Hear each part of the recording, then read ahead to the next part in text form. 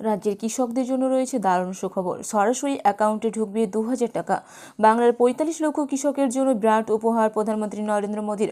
আজ হুগলির তারকেশ্বরে সফরে এসে প্রধানমন্ত্রী নরেন্দ্র মোদী রাজ্যের কৃষকদের জন্য সরাসরি ডিবিডি অর্থাৎ ডিরেক্ট বেনিফিট ট্রান্সফারের মাধ্যমে কৃষকদের অ্যাকাউন্টে 2000 টাকা ছাড়ার ঘোষণা ইতিমধ্যে করেছেন। আজকের এই ভিডিওতে আপনাদেরকে বিস্তারিত জানাবো যে কোন কোন কৃষকদের অ্যাকাউন্টে অর্থাৎ কোন কোন কৃষকরা প্রধানমন্ত্রী পিএম কিষাণ সম্মান নিধি যোজনার আওতায় রয়েছেন এবং কাদেরকে এই প্রকল্পের টাকা ছাড়া হবে এবং কখন ছাড়া হবে সমস্ত কিছু।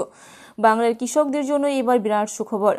আজ শনিবার কৃষকদের ব্যাংক অ্যাকাউন্টে সরাসরি ঢুকতে চলেছে প্রধানমন্ত্রী কিষাণ সম্মান নিধি যোজনার 2000 টাকা।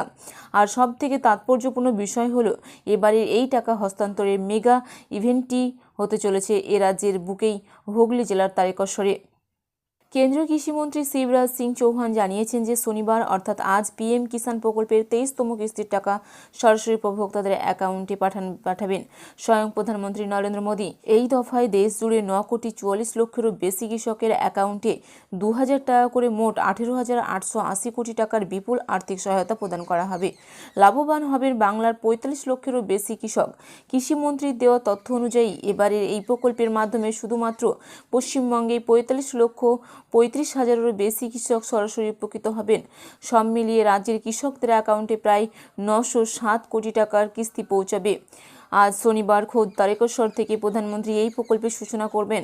লোকসভা নির্বাচনের পর বাংলার কৃষকদের জন্য কেন্দ্রের এই বড় পদক্ষেপ স্বাভাবিকভাবেই বিশেষ নজর কাড়ছে রাজনৈতিক ও কৃষক মহলে।